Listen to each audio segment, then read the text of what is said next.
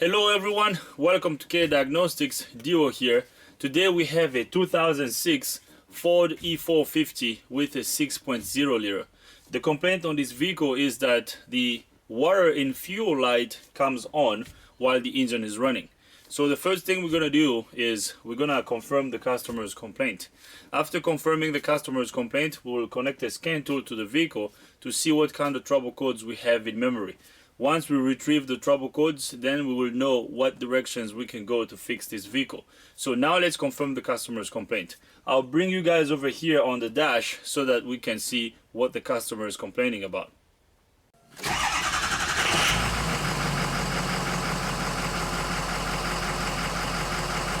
So right there, as you can hear, the engine is running and there are no lights on the dash. So I have noticed that the light that I was telling you about comes on when the engine starts to get warm. So when the engine starts to get warm, as you can see right now, the engine is fairly cold. When the temperature starts to increase, there's a light that comes on around this area, and that light is the water in fuel light. And when the light comes on, I also noticed that there is a message on this display that says water in fuel, and that's the light that the customer is complaining about. And right now that light is not on, so we're gonna have to let the engine idle for a couple minutes until the engine starts to get warm. Once the engine starts to get warm, that light will come on. So I will let the engine idle until the light comes on, and then we will confirm the customer's complaint. After we see that, after we confirm the customer's complaint, we will connect the scan tool to the vehicle to see what kind of trouble codes we have in memory. But now let's let the engine idle until that light comes on. Alright guys, after letting the engine idle for a couple minutes, this light over here came on. So this over here is the water in fuel light. So the customer is complaining about this light. This light remains on while the engine is running.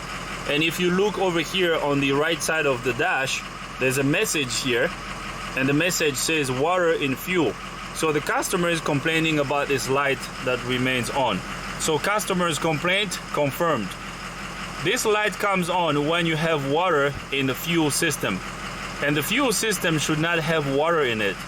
If you have water in the fuel system, water inside the fuel system can damage seals and gaskets in the system, and it can also damage fuel injectors.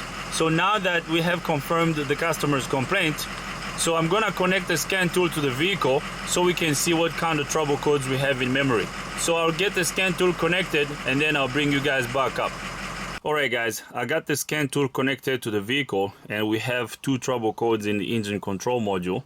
The trouble codes that we have are P0683 glow plug control module to PCM communication circuit. And then the second trouble code is P2269 water in fuel condition. So we're gonna focus on this second trouble code, this P2269 trouble code, because this trouble code is what's causing the water in fuel light to remain on the dash. So we will also notify the customer about this first trouble code, but we're gonna focus on this code in this video. And then if the customer gives us the go ahead to fix this code, then we will worry about this code later on. So right now we're just going to focus on this trouble code, because once we fix whatever that's causing this trouble code to come on, the water in fuel light will not come on. So now what we need to do is we have to familiarize ourselves with this trouble code. We have to know that what causes the computer to trigger this trouble code. So at this point, the next step would be going to service information and look up this code. After we look up this code, then we will know what the code setting criteria is, and then we will know how to tackle this code. Now, what I want to do is I want to back out of here and go to the troubleshooter, because if you don't have troubleshooter, you can go to service information and read up on this code. Okay, so now what I need to do is I want to back out and we're going to look up this code in the troubleshooter. So let's go to troubleshooter. And remember our code was P2269. So here is our code, P2269. So we're going to click on it. So here's the trouble code, P2269 water in fuel condition, just like it said in the codes menu. So here's the code's description. So let's read about the description. It says, water in fuel sensor is used to detect water in fuel system and is located in the fuel filter housing. The water in fuel sensor is monitored by the PCM. When the PCM detects water for more than 5 seconds, it will set a continuous DTC P2269 and turn on the water in fuel indicator lamp. Connect a hose from the fuel drain line to a 1-quart clear container. Start engine and open the fuel filter housing drain valve. Close the valve when you have filled the container. Inspect fuel in the container. If no water or contaminants are in the container, you may have a circuit fault. Okay, that's good to know. And here are the probable causes. The probable causes are water in fuel, faulty connection, short in circuit, faulty sensor, or faulty PCM. So basically what they are saying here is that there is a sensor in the fuel filter housing that detects a presence of water in the fuel filter housing. So once this sensor detects a presence of water in the fuel system, it sends a signal to the PCM. When the PCM receives this signal for more than 5 seconds, and then it triggers this P2269 trouble code. Once this trouble code is triggered, then the PCM turns on the water in fuel indicator lamp. Okay, so and then what they are suggesting here is to drain the fuel filter housing. So at the bottom of the fuel filter housing, you have to drain it, because if there's any water inside the fuel system, water is heavier than fuel. So water is going to collect at the bottom of the fuel filter housing. So it's going to be at the bottom of the fuel filter housing. And when you open the drain, of the fuel filter housing, water will come out first. So if you see water coming out of the bottom of the fuel filter housing, then I guess the procedure will be draining the whole fuel filter housing and replacing the filter, and then cleaning the fuel filter housing, and that should do the repair. Okay, so now I believe what's happening here is that this sensor is sending the signal to the computer when it sees water, like I just said, or if there's dirt on the bottom of the fuel filter housing. So if there are some contaminants there, that's why they said here you have to check for water in fuel first. If there's no water in the fuel system, the problem could be the connection at the sensor, or it could be the circuit, or the sensor also could be faulty. Because if you have a faulty sensor that's sending a skewed signal to the computer will trigger this code thinking that there's a problem on the circuit, while the problem is just the sensor. Okay, so I hope that makes sense. It looks like this is a very simple circuit. So now what I want to do is I want to look at the wiring diagram so I can see how this circuit is wired. Okay, so it looks like, based on this description, it looks like the wires going to this sensor are coming from the computer, because the computer monitors the signal coming from this sensor. Okay, this sensor on the fuel filter housing. So now what I want to do is I want to look at the wiring diagram and see how this sensor is wired. So let's go to our service information. So let's just click on the home tab, and I hope this is going to be a quick one. Hopefully there's just water in the fuel filter housing. So this one is a E450. So let's click on E450. So let's click OK. So we're gonna go to the wiring diagrams. Let's go to system wiring diagrams. So here are the pages of our wiring diagrams. So we're gonna look for the water in fuel sensor on these wiring diagrams. So there's a couple pages. So let's keep scrolling down until we find our sensor. And then once we find the sensor, then we will work our way back to the computer. And it looks like here is our sensor. right over here. So here is the sensor, water in fuel sensor, and then it says it's on the left frame rail. The fuel filter housing is on the left frame rail. So here is the sensor, and it looks like it's a normally open sensor, and these two wires, I believe, are coming from the computer. So it's a 2-wire sensor, normally open. So based on what we just read on the description, so what happens here is that there's probably 5 volt on one wire.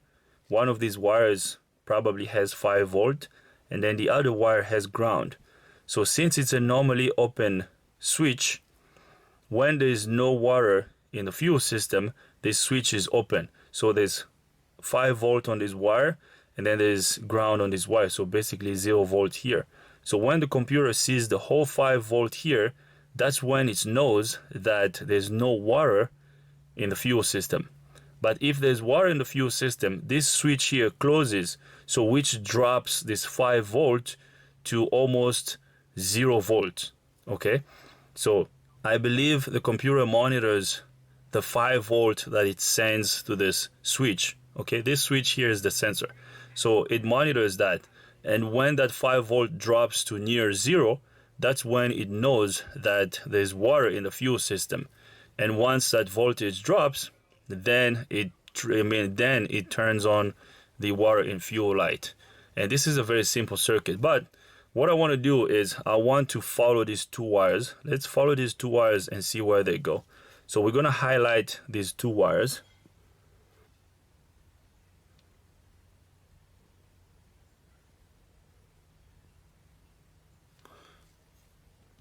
So I highlighted these 2 wires. So now we're going to follow them. So it looks like these 2 wires go back to the previous page. As you can see, this one goes back this way. And it looks like the other one is also going back to the previous page. So the cool feature about this is that when you highlight the wires you want to follow, and then you can go back to the previous page, the wires will still be highlighted, which is pretty cool. So right there, our wires are still highlighted. So let's zoom out a little bit so we can see.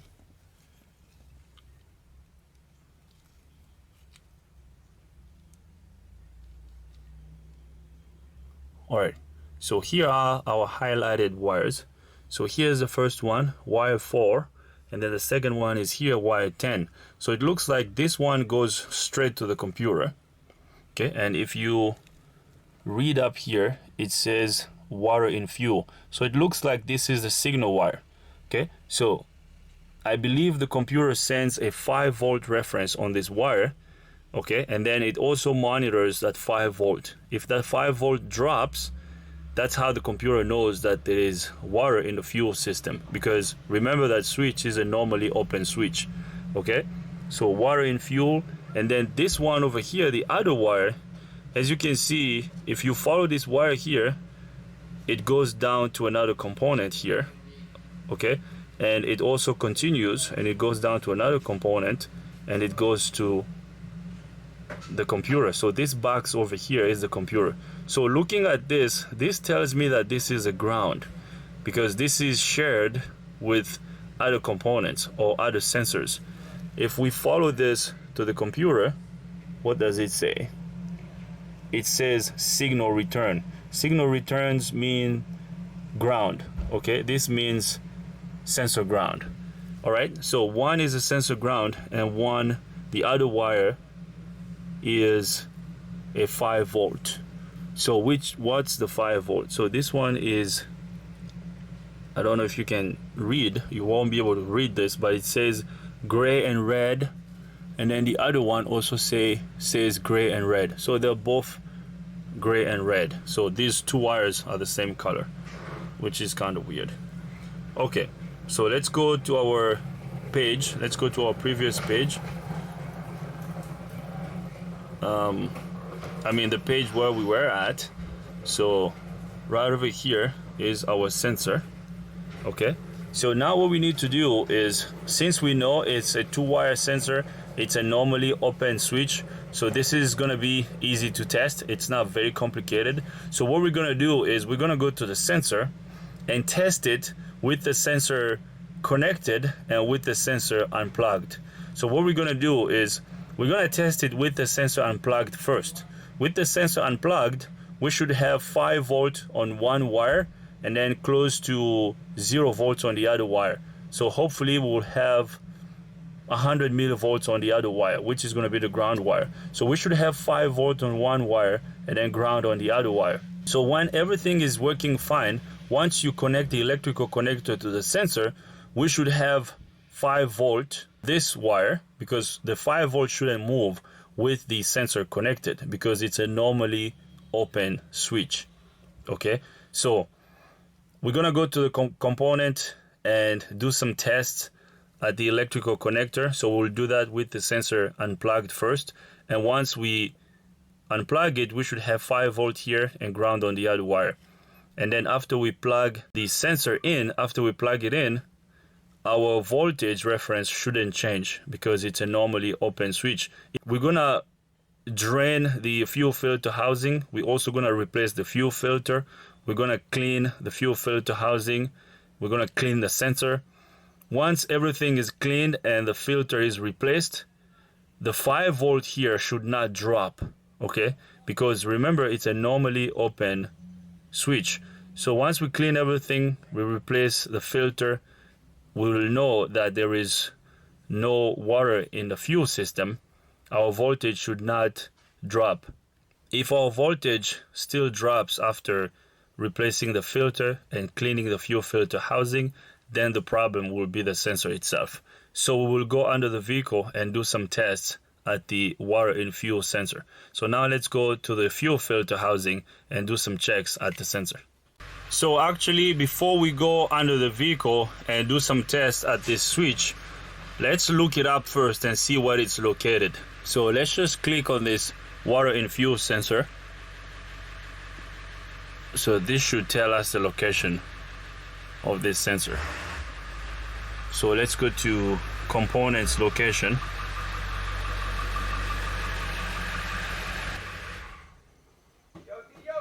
Yo, yo, yo. Maybe we should get this bus aligned. This front right tire is completely torn up. Oh, really? I guess bad. Okay.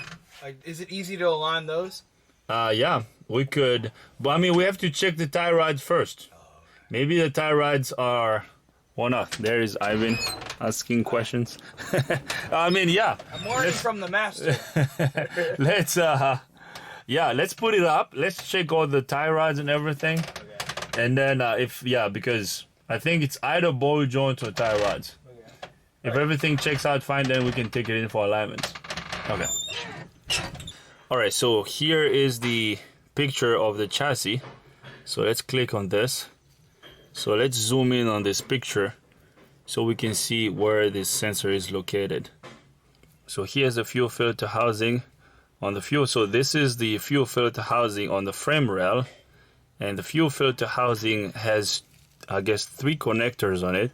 There's one up top, there's one right here around the center of it, and then there's another one at the bottom. So the fuel in water sensor is the electrical connector at the bottom of the fuel filter housing, okay? And then the one at the center is the fuel heater. So what we're gonna do is we're gonna go under the vehicle and locate the fuel filter housing, and we're gonna do our tests at the bottom electrical connector on the fuel filter housing, because the bottom electrical connector will be the connector for the water and fuel sensor. Okay, so now let's go under the vehicle and do some tests at this connector. All right, so we're here under the vehicle, and here is the fuel filter housing. So this electrical connector here is the connector for the water in fuel sensor, and then the connector up there is the connector for the fuel heater. So we're going to be testing this sensor over here. So this is the water in fuel sensor, and as you can see, the sensor is located at the bottom of the fuel filter housing. So now what we need to do is we have to find out if the problem is the wiring or the sensor, or maybe just water or contaminants in the fuel system. So now I want to check the wiring first. Remember that we looked at the wiring diagram, and one is a signal return and then the other one is a signal. I'm sure the signal has 5 volts on it, and then the computer monitors that 5 volt. Since this here is a normally open switch, with everything connected, our voltage on the signal wire should not change. The voltage changes when the sensor detects water in the fuel system, and then the switch closes. Once the switch closes, the voltage gets pulled to ground. That's how the computer knows that there's water in the fuel system.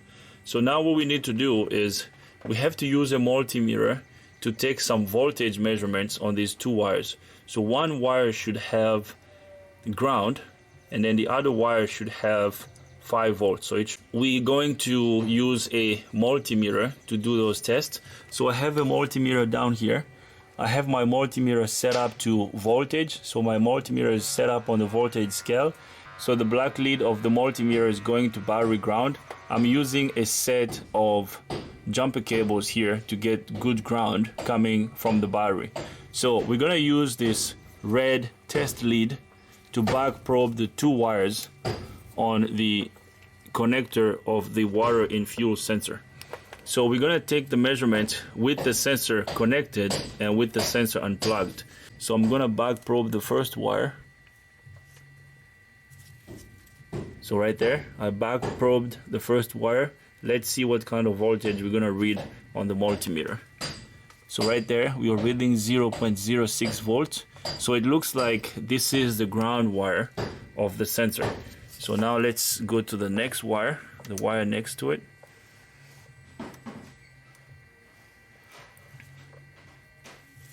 So we're back probing the second wire. I hope you can see what I just did. So we back probed the second wire, and let's see what we got on the multimeter. So we have 1.79 volt. So it looks like this over here is our signal wire, the one that has 1.79 volt with the sensor connected. Okay, so right there, 1.79. So with this wire still back probed, I'm gonna disconnect it. If this is our sensor signal, the voltage should increase on the multimeter. So I'm gonna disconnect this and let's see what we got. So our voltage went up to 4.71 volt. So right over here, we're still back probing this. So this is our signal wire. Okay, so now let's back probe the other wire that we just back probed. Let's see what kind of voltage we're gonna have on the ground wire with the sensor unplugged. So with the sensor unplugged, on the ground wire we're still reading 0.06. So it's fluctuating between 0.06 and 0.07. So that's good. You know, that's fine with me. So basically our wiring is good. So basically on the signal wire we have 1.70 or 1.71 volt. Okay, on the signal wire with the sensor plugged. But once we unplug the sensor, our signal voltage goes up to 4.71 volts, so close to 5 volt. So our wiring is good. Okay, we have signal here, or we have 5 volt here, and we have good ground on the electrical connector. So the wiring is good. Knowing that this is a normally open switch, the problem here is the switch, because once we connect it, our voltage on the signal wire drops from 4.71 volt to I think 1.70 volts. So this drops because the switch here is closed. So the switch is closed because it's either faulty or it's sensing a presence of water or contaminants in the fuel filter housing. Okay, and once the computer is sensing this voltage, the low voltage on this wire, that's how the computer knows that there's water in the fuel system, and then the computer turns on the water in fuel light. So basically what we need to do right now is we have to remove this bottom end of the fuel filter housing. We're gonna remove the fuel filter, we're gonna clean it, we're also gonna clean the sensor, because since this is a normally open switch with everything connected, if everything was working fine, this voltage shouldn't have dropped. because it's a normally open switch. The voltage should stay at 4.70 volts, but right now our voltage is down to 1.63 volts. But once we open it, once we disconnect it, we create an open, our voltage goes up. This voltage should stay like this with the sensor plugged, okay, since it's a normally open switch. So now what I'm going to do is I'm going to remove this so we can remove the filter and clean it. We're also going to clean the fuel filter housing. We're going to clean it really nice. I'm sure there's water in the fuel system. There's probably water accumulated at the bottom here, or there's just contaminants in the fuel system, because what happens is that when the switch closes, it pulls this voltage to ground. Once it pulls it to ground, the computer sees the low voltage, then it triggers the light. Okay, so after we clean everything, the voltage here on this wire will remain high with the switch plugged. And if the voltage remains high with the switch plugged in, we will know that the issue was just contaminants or water at the bottom of the fuel filter housing. So I'm going to remove this fuel filter, we will clean it, and then we'll see what kind of voltages we will get here. But after cleaning the fuel filter housing and cleaning everything, if our voltage still drops when we connect it, because right now our voltage is high, right? But once I connect it, as you can see, the voltage just dropped. So look at the multimeter right there. So once I connect it, the voltage drops. Well, once I disconnect it, our voltage goes up. So after cleaning everything, if our voltage still drops after connecting the sensor, then the problem will be a stuck closed sensor. I hope the problem is just contaminants in this fuel filter housing. So let's remove this first and see what we're gonna find. So I'll get a tool so we can remove the bottom end of the fuel filter housing. So let's do that and see what we're gonna find inside. Alright, so I got the bottom of the fuel filter housing loosened all the way. So now we're gonna remove it. And here comes the filter.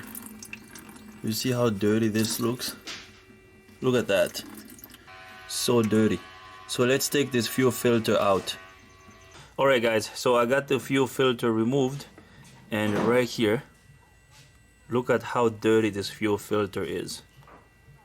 It looks like this fuel filter hasn't been replaced in a long time, okay? And look at all these contaminants. Look at all the dirt on the bottom of the fuel filter housing, okay? So this is water over here. I mean, although I drained it, but this down here is water. You see all of this? You see all this junk? So all these contaminants here. So now what we need to do is we have to clean this. We gotta clean this, the bottom. Look at this. Ooh, nasty. So we gotta clean this and replace the fuel filter. So we're gonna replace the fuel filter. We're also gonna replace the gasket over here on this cap. So I'll get everything cleaned. I'm also gonna clean the rest of the fuel filter housing on the frame. So I'll get this cleaned, I'll get the fuel filter replaced, and then I'll bring you guys back up so we can put this back on, and then we'll do our last test before we wrap up this video. So the problem was definitely fuel, you know, contaminants on the bottom of the fuel filter, and a defective fuel filter also. So I will get this cleaned and then I'll bring you guys back up. Alright, so right here guys, I cleaned the bottom piece of the fuel filter housing. I also cleaned the rest of the fuel filter housing under the vehicle. So here's the bottom cap. As you can see, our water and fuel sensor is right over here. As you can see, it's a normally open switch like we saw on the wiring diagram. So these two pins here get connected, or there's continuity between these two pins when there's water on the bottom of this cap. When there's water here or contaminants, so that's what connects these two pins, and then it basically pulls that 5 volts to ground. That's how the computer knows that there's water in the fuel system. So I also replaced this seal over here, so this is good to go. I also got a new filter, so I got a filter from Napa. Here is the part number for the fuel filter. So now what we need to do is we just have to install the filter and push it down right there. So this is ready to be installed. We're gonna put a little bit of fuel in it just to fill it up a little, and then we will install it. So I'm gonna put a little bit of fuel in here, and then we will install this bottom piece of the fuel filter housing. So let's put fuel in it and install it. Alright, so we're gonna install our fuel filter.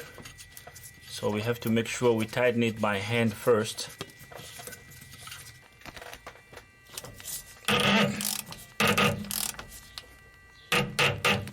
Alright guys, so I have installed the fuel filter and I cleaned the bottom piece of the fuel filter housing and the inside of the fuel filter housing.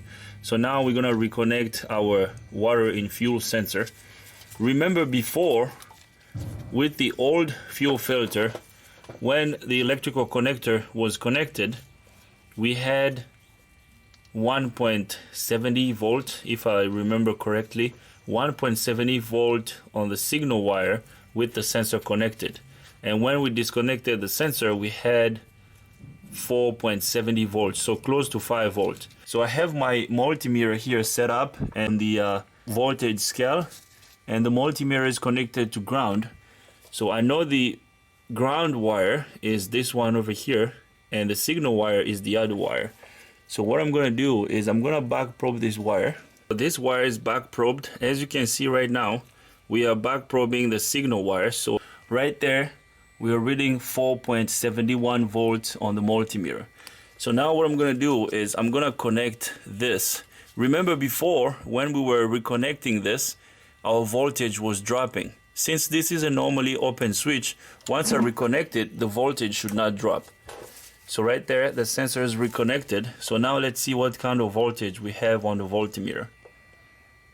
And as you can see, we're still reading 4.71 volts. So this is fixed, guys. Now our switch is open now. So this is the way this switch operates when there is no water or contaminants in the fuel system. So as you can see right now, with the switch fully connected, we are still reading 4.70 volt on this signal wire. So once the computer sees that high voltage, that's how it knows that there's no water in the fuel system. So this is good. So now what we're gonna do is we're gonna go back inside the vehicle and erase the trouble code, and then we will let the vehicle idle for a couple minutes and see if the light will come back on. But I don't think the water and fuel light will come back on, because based on the voltages we're seeing here, this is a normally open switch. With the sensor unplugged, we're reading 4.71 volt. With the sensor plugged in, we're reading 4.70 volt. So this is fixed, guys. The water and fuel light is now gonna come back on. So the problem was a dirty filter and water accumulated on the bottom of the fuel filter housing. So let's go inside the vehicle and erase the trouble code. Alright, so we are back here in the vehicle. I'm gonna turn the key on. So right there, the key is on. So let's bring our scan tool up so we can erase the trouble codes. So here are the trouble codes that we have. We're gonna notify the customer about this trouble code. Now what I want to do is I'm gonna back out of here. So we just fixed this second trouble code, but this first trouble code will most likely come back once we drive the vehicle. So let's back out of here and clear the codes.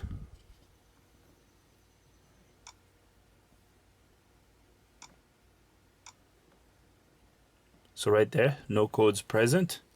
Let's back out of here. So now I'm going to start the engine. So let's start the engine and see what happens.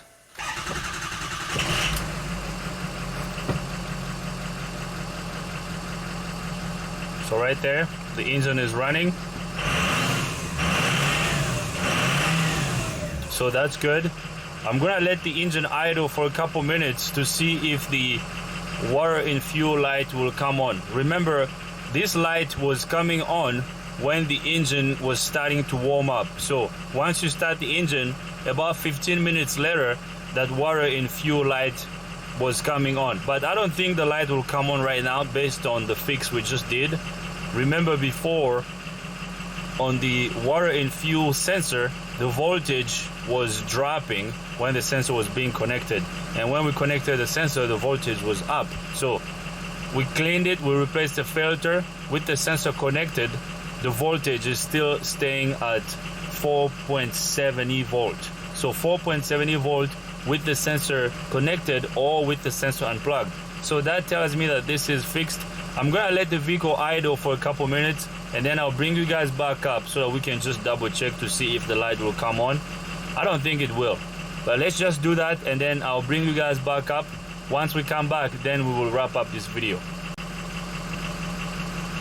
Alright guys, I let the engine idle for over 15 minutes, and as you can see, the water in fuel light did not come on.